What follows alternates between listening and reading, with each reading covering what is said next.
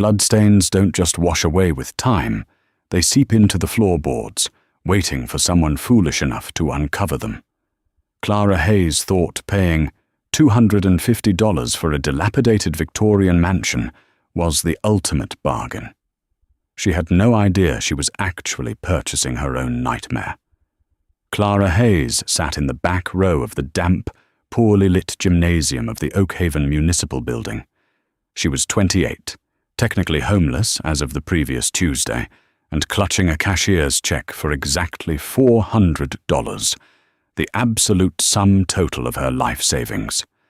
Up at the podium, a sweat-drenched auctioneer named Thomas Higgins was rapidly rattling off foreclosed properties, tax liens, and abandoned lots. Clara wasn't looking for a mansion. She was looking for a plot of dirt, maybe a rusted-out trailer she could fix up just enough to keep the upstate New York winter from freezing her to death. But then, Higgins pulled up a slide on the projector that made the entire room fall dead silent. Item 42, Higgins muttered, wiping his brow with a crumpled handkerchief, his voice losing its rhythmic auctioneer cadence. 42 Blackwood Drive, the old Montgomery estate, 3 acres, 14 bedrooms, taxes unpaid since 1982. We'll start the bidding at, let's say, $1,000. Nobody moved. Clara looked around. Next to her, a local contractor named Bill Crenshaw physically recoiled, crossing his arms and shaking his head. $500, Higgins asked, sounding desperate. Come on, folks. The land alone is worth 100 times that. $500 for the Montgomery place. Silence stretched, heavy and suffocating. Clara didn't know the history of Oakhaven. She had driven 3 hours from Boston just to attend this county tax auction because she heard property went for pennies on the dollar. She looked at the grainy black and white photo on the projector. The house was a sprawling, Gothic-leaning, Victorian monster. Turrets, a wraparound porch, and a roofline that looked like jagged teeth against the sky. It was overgrown, terrifying, and absolutely beautiful. $250, Higgins sighed, leaning heavily against the podium. If I don't get $250, the county is tearing it down next week.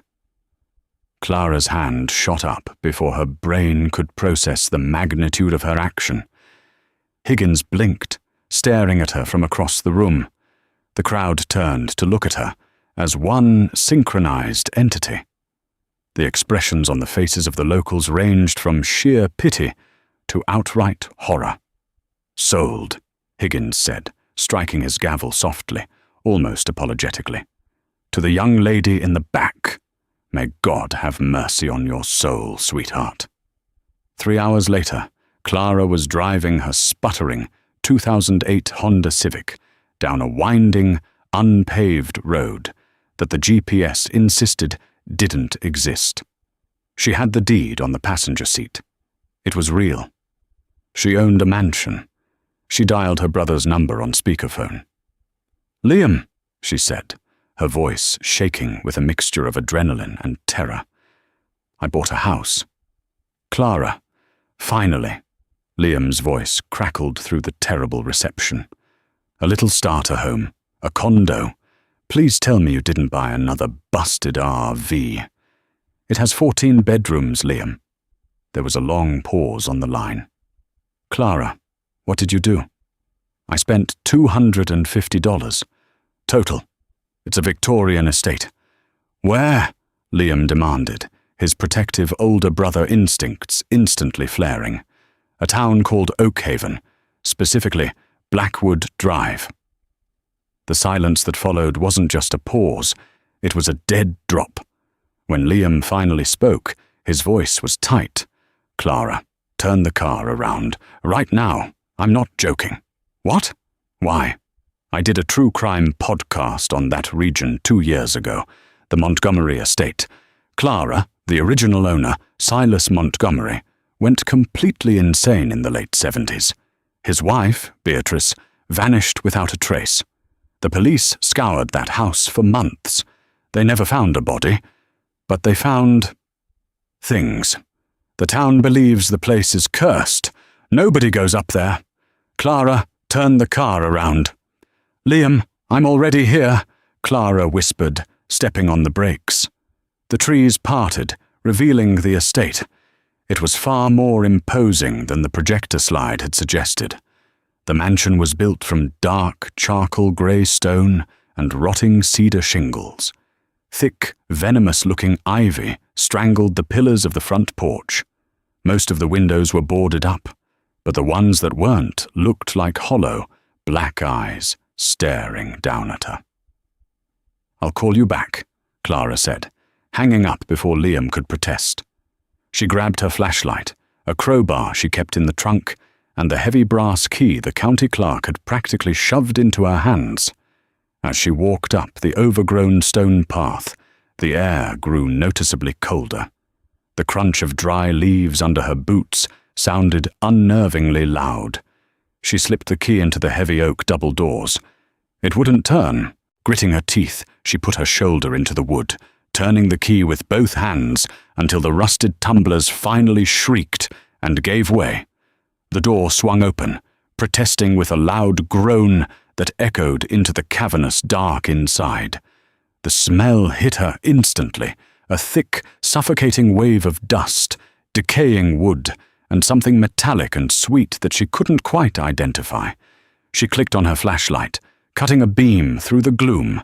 The grand foyer was a breathtaking tragedy. A massive mahogany sweeping staircase curved up to the second floor, the banister thick with decades of undisturbed dust. Faded velvet wallpaper hung in long, peeling strips like dead skin shedding from the walls. Furniture was scattered about, entirely draped in yellowing linen sheets, looking like ghosts frozen in time. Clara took a step inside. Thump. She froze. The sound had come from directly above her. She held her breath, gripping the crowbar tightly. "Hello?" she called out. Her voice sounded thin, immediately swallowed by the sheer size of the house. Nothing answered, just the wind whistling through the cracked panes of glass in the dining room. Convincing herself it was just the house settling. After all, it had been abandoned for over 40 years. Clara moved further inside. She pulled the sheet off a massive mirror in the hallway. The silver backing was flaking away, but she could see her own terrified reflection. Her brown hair was a mess, her eyes wide. Right next to the mirror hung a portrait. It was surprisingly free of dust. It depicted a stern, sharply dressed man with piercing, almost violently blue eyes. A brass plaque at the bottom read, "Silas Montgomery, 1974. Clara stared at the painting. It felt like Silas was looking right through her, judging her intrusion. "Well, Silas," Clara muttered to the empty room, trying to project a confidence she didn't feel. "You're evicted. It's my house now." As she turned away from the painting, she didn't notice the faint, smeared handprint on the dusty glass of the portrait. A handprint that was far too small to belong to Silas Montgomery and far too fresh to be 40 years old. Clara spent her first night huddled in a sleeping bag in the center of the grand parlor. She had barricaded the front door with a heavy oak side table, but it brought her little comfort. Every hour, the house seemed to breathe. Pipes groaned, floorboards cracked, and twice she swore she heard the faint, distant sound of a woman humming a lullaby. She blamed it on exhaustion and the wind tearing through the upstate mountains. By dawn, the terrifying shadows of the mansion transformed into something slightly more manageable. Sunlight fought its way through the dirt-caked windows, illuminating the dust motes dancing in the air. Armed with a broom, a bucket of bleach, and sheer stubbornness, Clara decided to tackle the second floor. The stairs creaked agonizingly under her weight. The second-floor landing branched off into a long, dark corridor lined with heavy wooden doors. She tried the first door.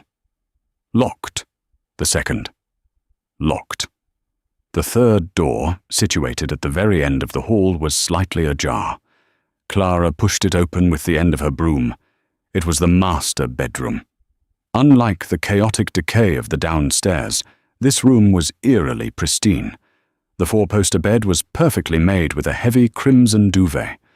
A vanity table sat against the far wall, complete with silver hairbrushes, an open jar of dried-up cold cream, and a string of pearls resting as if the owner had just taken them off. It was Beatrice Montgomery's room. Clara walked in, the silence heavy in her ears.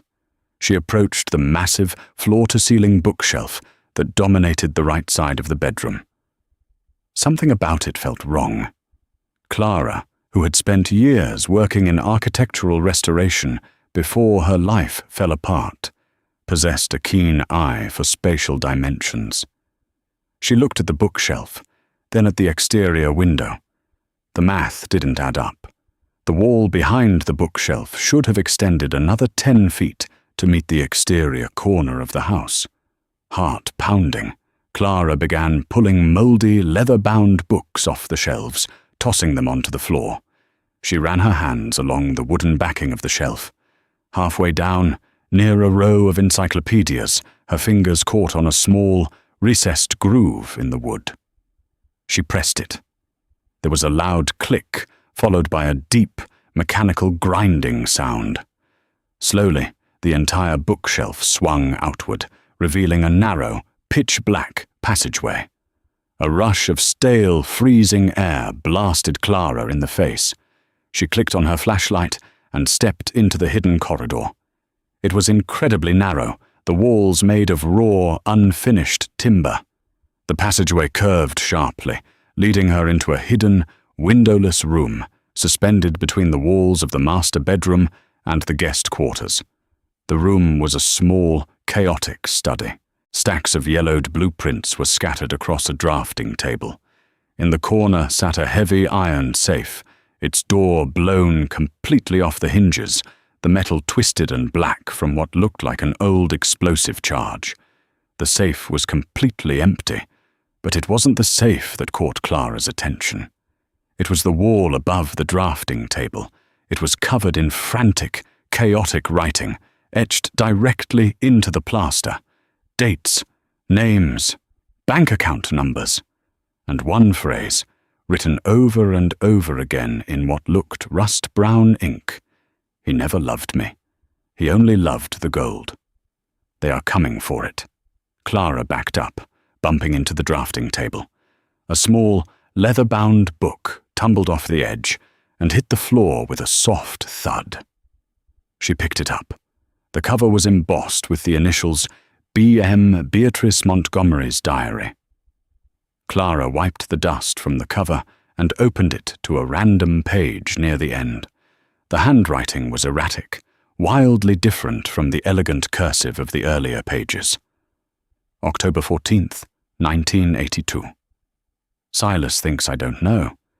He thinks I'm just his foolish little wife. But I saw what he and Arthur loaded into the basement last night. Wooden crates, heavy enough to break the axles of the truck. Silas told me it was antique machinery, but a crowbar slipped. I saw the gleam. It's bullion, millions of dollars of it, unmarked, untraceable. I know where he got it. I know what he did to those men in Boston to get it. Clara felt the blood drain from her face. Boston, her hometown. She flipped the page, her hands trembling. October 18th, 1982. Silas is looking at me differently. He knows that I know. He locks me in this room at night. But he doesn't realize I found his blueprints. He built false walls into this house, hiding places. But I am smarter than him. While he sleeps, I am moving it. Brick by brick, bar by bar. I am taking his cursed treasure and hiding it where he will never, ever find it. If I die, he gets nothing. The diary ended there. The rest of the pages had been violently torn out. Clara stood frozen in the hidden room. The implications washed over her like ice water. The $250 mansion wasn't just a haunted, abandoned house. It was a vault hiding a stolen fortune that an enraged, trapped woman had meticulously hidden within the very walls of the estate. And then a sound broke through the oppressive silence of the house. Creak. It wasn't a pipe settling. It wasn't the wind. It was the distinct, heavy sound of a footstep on the main staircase downstairs. Clara snapped off her flashlight, plunging herself into total darkness. She clamped a hand over her mouth, her heart hammering wildly against her ribs. Creak. Creak. Someone was walking up the stairs. The footsteps were slow, deliberate, and heavy. Clara slowly lowered her gaze to the floor of the hidden room, a sliver of light from the open bookshelf illuminating the dust at her feet. She stared at it, a scream dying in her throat. Right beside her own boot prints in the thick, grey dust, there was another set of footprints. They were large, belonging to a man's work boot. And unlike the dust that blanketed everything else in the room, the footprints were completely fresh. She wasn't alone in the house, and whoever was here already knew about the hidden room. Clara pressed her spine against the rough, unfinished timber of the secret passageway, willing her heart to stop its frantic, deafening drumming. She clicked her flashlight off, plunging herself into an abyss so complete it felt suffocating. Through the narrow gap of the slightly ajar bookshelf, a beam of harsh yellow light pierced the gloom of the master bedroom. The heavy footsteps crossed the threshold. "I know it's here," a gruff, strained voice muttered. "40 years, Silas. You didn't just evaporate." Clara recognized the voice instantly. It was the local contractor from the auction, the man who had physically recoiled when the Montgomery estate was announced. Bill Crenshaw. She peered through a crack in the wooden paneling. Bill was pacing the room, a heavy steel pry bar gripped in his right hand. He didn't look like a man searching for scrap copper. He looked feral, desperate. He started tearing the mattress off the four-poster bed, throwing the heavy crimson duvet to the floor with a violent grunt. Why was he here? Clara's mind raced, piecing the fragments together. Crenshaw must have been using the abandoned house as his personal excavation site for years. He had been tearing the place apart from the inside out, waiting for the county to formally seize it so he could buy it for pennies and legally own whatever was hidden inside. But he hadn't anticipated Clara bidding $250 and ruining a plan decades in the making. Bill stopped at the vanity table, smashing the mirror with the heavy end of his pry bar. Glass shattered, raining down on the floorboards. Clara flinched, biting her lip so hard she tasted copper. Then Bill turned toward the bookshelf. He noticed the books scattered on the floor. His flashlight beam darted to the empty space on the shelves, then landed squarely on the recessed groove. "Well, well," Bill whispered, a terrifying grin spreading across his face. "Beatrice, you clever girl." Clara had no time to think. She couldn't fight a man twice her size armed with a steel bar. She turned away from the crack and felt her way deeper into the pitch-black corridor. The air grew colder, smelling intensely of dry rot and old earth. She kept one hand on the wall, shuffling her boots as silently as possible. The mechanical grinding of the bookshelf, swinging fully open, echoed behind her. "I know you're in here, city girl," Bill called out, his voice echoing in the confined space. "You have no idea what you've walked into. That gold belongs to the Crenshaw family. My father was the lead detective on Beatrice's case. He covered up the bloodstains. He kept the feds away. Silas promised him half." Clara moved faster, the raw timber scraping her shoulders. The passageway began to slope downward, spiraling tightly around what she realized was the main chimney stack of the house. This wasn't just a hidden room.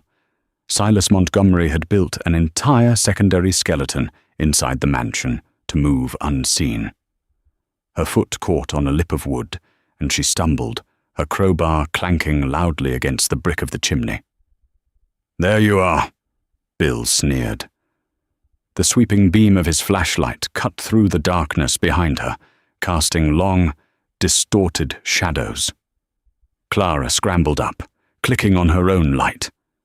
She was at the bottom of the spiral, standing in a small, brick-lined cavity situated directly behind the basement's main boiler. It was a dead end.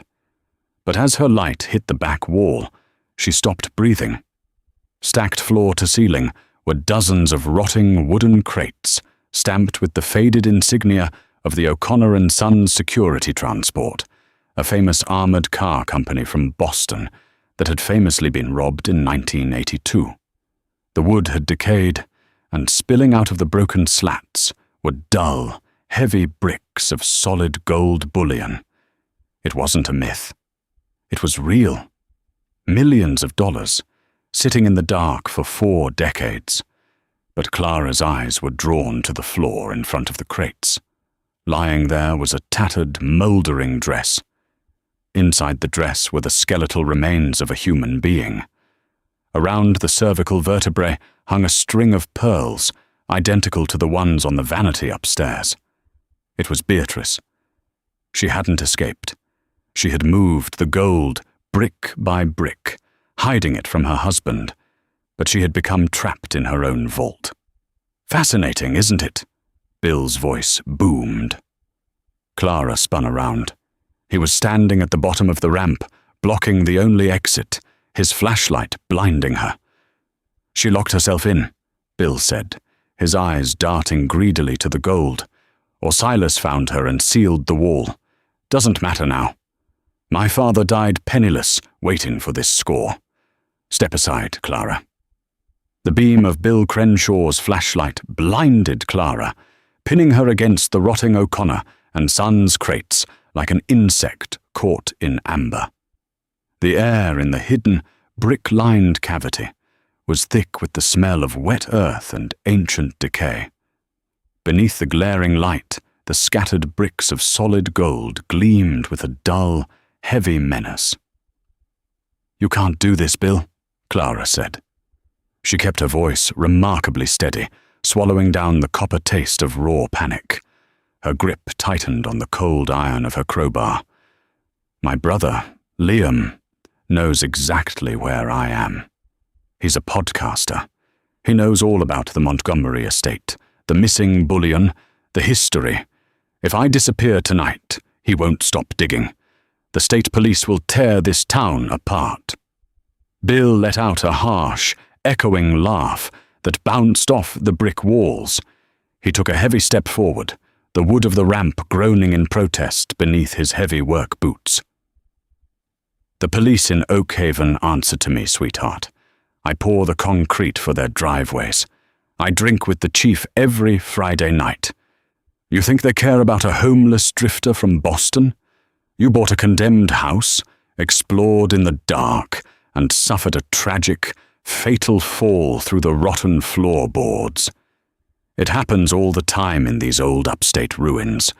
They'll sweep you away just like they swept away Beatrice."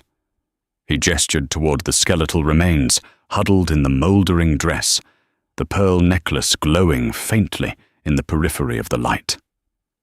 "My father was the lead detective on Beatrice's case back in '82. Bill spat, his voice trembling with decades of inherited bitterness. "He covered up the bloodstains Silas left behind. He falsified the reports to keep the feds away. Silas promised him half of the O'Connor haul for his trouble. But then Silas vanished, and my father died penniless, waiting for a score that was buried right under his nose. That gold belongs to the Crenshaw family. It's my birthright." "It's stolen bank money, Bill. It belongs to no one but the people it was taken from," Clara shot back, her architectural mind racing. She scanned the tiny space. She noticed the dark, water-stained patches on the wooden ramp beneath Bill's feet. The massive basement boiler on the other side of the brick wall had been leaking for decades, severely compromising the structural integrity of the timber. "It belongs to whoever walks out of this basement alive," Bill snarled. He lunged. Clara didn't freeze. Years of scraping by, of living in her car and fighting for every inch of her existence, took over. She ducked under his swinging pry bar. The heavy steel weapon smashed into the brick of the chimney directly behind her head with a deafening, skull-rattling crack. A shower of stinging mortar and brick dust rained down on her hair. Using her lower center of gravity, Clara swung her crowbar in a brutal horizontal arc, striking Bill squarely in the side of his left kneecap. Bill roared in agony, dropping to one knee. But his thick, calloused hand shot out, grabbing Clara by the collar of her denim jacket. With a violent heave, he threw her backward. Clara slammed hard into the stacked wooden crates. The already decayed wood splintered entirely under the impact, sending dozens of heavy, 40-pound gold bars crashing to the floor around her. One pinned the edge of her boot, trapping her against the wall. "You little rat!" Bill gasped, pushing himself up. His face was twisted into a mask of pure rage, sweat beading on his forehead. He raised the steel pry bar high above his head, ready to bring it down and end the confrontation for good. Clara desperately grabbed the heaviest object within her reach, a solid gold brick that had spilled from the O'Connor crates. With a terrified scream, she hurled the heavy bullion with everything she had. It struck Bill directly in the center of his chest. The sheer weight and force of the impact knocked the wind completely out of his lungs, sending him staggering backward onto the wooden ramp. "The wood, Bill!" Clara screamed, pulling her boot free from the wreckage. "Look at the rot! Don't move!" But Bill was beyond reason. Blinded by fury and the intoxicating sight of the gold, he planted his heavy work boots, preparing to charge her again. It was the fatal mistake Clara had anticipated. The heavily compromised, waterlogged timber simply could not handle the sudden, violent distribution of 250 pounds of shifting weight. With a sound like a cannon shot, the main support beam of the wooden ramp snapped violently in half. Bill's eyes went wide as the floor completely gave way beneath him. He screamed, dropping his pry bar, his hands desperately clawing at the air. He plunged through the shattered structure, crashing down into the dark, flooded crawl space beneath the mansion's foundation. A sheer drop of nearly 15 feet. The sickening splash and the sharp crack of bone hitting the stone basin echoed up through the cavity, followed immediately by agonizing, breathless groans. Clara scrambled backward, her chest heaving, her lungs burning from the dust. She crawled to the jagged edge of the hole and shined her flashlight down. Bill was down there, trapped in waist-deep, freezing, stagnant water. His leg was bent at a horrific, unnatural angle, and he was clutching his chest where the gold bar had struck him. "Help me!" he gasped, thrashing in the dark, icy water. The fight completely drained out of him. "Clara, please!" Clara stared down at him for a long moment. She then turned her flashlight back to the skeleton of Beatrice Montgomery. Beatrice had died in the absolute dark, betrayed and surrounded by immense wealth that had brought her nothing but misery and a lonely end. Clara refused to become another tragedy of the Montgomery estate. "I'm calling the police, Bill," Clara said coldly, "but not your friends." She left the flashlight trained on the hole so he wouldn't drown in the pitch black, then stepped carefully over the scattered fortune. She found the secondary service ladder mounted directly to the brickwork. The safe exit Bill had completely ignored in his greed. 10 minutes later, Clara kicked open the heavy front doors of the mansion, bursting out into the crisp, freezing mountain air.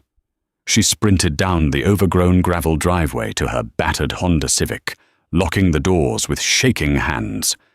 She plugged her phone into the car charger and immediately dialed the New York State Police, explicitly demanding the Major Crimes Division and bypassing the local Oak Haven precinct entirely. When the state troopers swarmed the property an hour later, they found Bill Crenshaw exactly where Clara had left him, shivering and broken in the flooded crawl space. More importantly, they found the stolen O'Connor and Sons bullion, untouched for 40 years, and the tragic, forgotten remains of Beatrice Montgomery. The story exploded across national news networks within 24 hours. The media quickly dubbed it the $250 fortune. It became the largest recovery of stolen bank assets in New York State history. The local Oak Haven police chief was immediately suspended and placed under federal investigation for his long-standing ties to the Crenshaw family's corruption. As the dust settled, Clara Hayes didn't walk away empty-handed. Under federal law, the recovery of stolen, federally insured bank assets entitled the finder to a standard recovery percentage. 10% of the recovered $20 million was legally hers. Clara, the woman who had lived in her car and spent her last $400 at a depressing municipal auction, was suddenly a multimillionaire, the rightful owner of a historic mansion, and a survivor who had beaten the deadly legacy of Blackwood Drive. The Oak Haven estate no longer stands as a monument to greed, but as Clara's hard-won sanctuary. She used the substantial state reward from the recovered Boston bullion to restore the Victorian masterpiece to its former glory. Bill Crenshaw remains incarcerated, while Beatrice Montgomery finally received a proper burial. Clara thought she was buying a cheap shelter. Instead, she purchased justice, a fortune, and her ultimate freedom.